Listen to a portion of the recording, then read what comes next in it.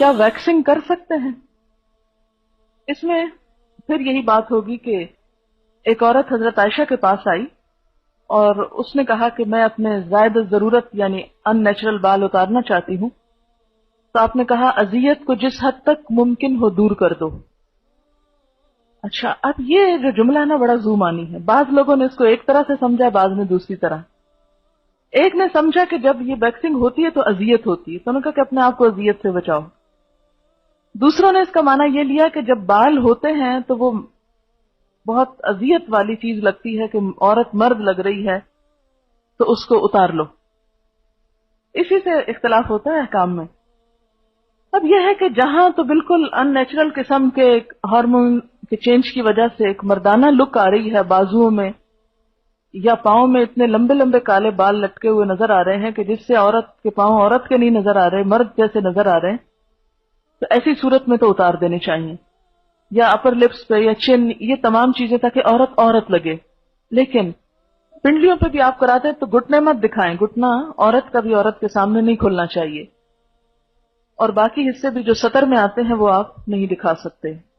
عورت کی چن پہ یا اپر لپس پہ بالوں کا ہونا یہ مردانہ پن کی علامت ہے اور ایک بیماری ہے. اگر کوئی اس بیماری کو دور کرواتا ہے، مثلا وہ ایک پرماننٹلی بال ختم کرواتے ہیں، میں نے کسی کو کرتے ہوئے بھی دیکھا ہے جس میں بالوں کی جڑیں جلا دی جاتی ہیں، کوئی حرج نہیں، کیونکہ یہ مردانہ پن ہے. ایک عورت عورت نہیں لگ رہی، مرد لگ رہا ہے، تو مردوں کی مشابہت سے ویسے بھی منع کیا گیا. عورت کو عورت لگنا چاہیے. یا بال ہیں اور عورت اس میں تکلیف محسوس کرتی ہے کہ ان بالوں کو اتارے، تو اگر وہ بلیچ کر لیتی ہے کہ وہ چہرے کے رنگ کے ساتھ ہو جائیں تو وہ یعنی عورت کو عورت لگنے میں مدد دے رہے ہیں. اچھا، اسی طرح اگر بازوؤں پہ ہاتھوں پہ ایسے بال ہیں کہ جو عورت کی لک کو مردانہ بنا رہے ہیں، جیسے آپ صلی اللہ علیہ وسلم نے اس عورت کا ہاتھ دیکھ کے کہا تھا کہ پتہ نہیں عورت کا ہاتھ ہے یہ مرد کا ہاتھ ہے، مہندی نہیں تھی تو، ہے نا. اسی طرح اگر بازو پہ اتنے بال ہیں کہ جو وہ عورت نہیں لگ رہی، الٹا مرد لگ رہے، تو مردوں کے عموماً گھنے بال ہوتے ہیں.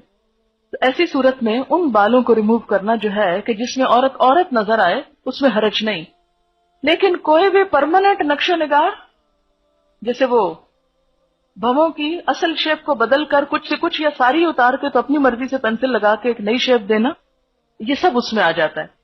ہاں، بھویں مثلاً یہاں سے دو جڑی ہوئی ہیں، تو اب یہ کیا ہے کہ یہ ایک اوریجنل عورت کی شکل نہیں ہوتی، ایک بیماری آپ کہہ سکتے ہیں. تو اس میں اگر ان کو الگ کر لیا جائے تو وہ فطرت پر لانا ہے، فطرت میں تبدیلی نہیں ہے. فطرت میں تبدیلی کیا ہے کہ اصل سارا کچھ اتار دیا آپ نے اور اپنی مرضی سے لگایا. اور یہ جو دو جڑے ہوئے ہیں ان کو الگ کرنا فطرت میں تبدیلی نہیں، فطرت پر لانا ہے.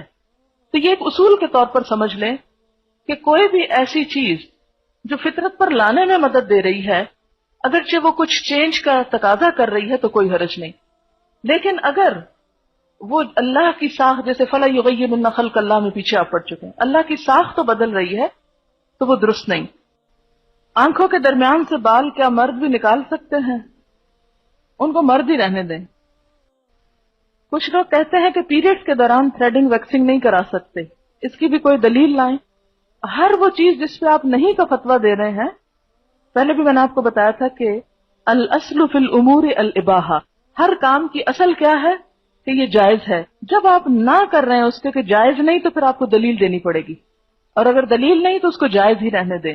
اسی سے پچھلی قوموں نے بھی دین میں ناجائز سختیاں پیدا کی تھی اور اس کی وجہ سے دین ناقابل عمل ہو گیا. دین کو نیچرل رہنے دیں، قابل عمل رہنے دیں، اس کی وسعت برقرار رکھیں تاکہ سب لوگ دین کے دائرے کے اندر رہیں. اگر ہر ایک کو باہر نکالتے جائیں گے تو پھر آپ خود ہی پرہیزگار نظر آئیں گے بس.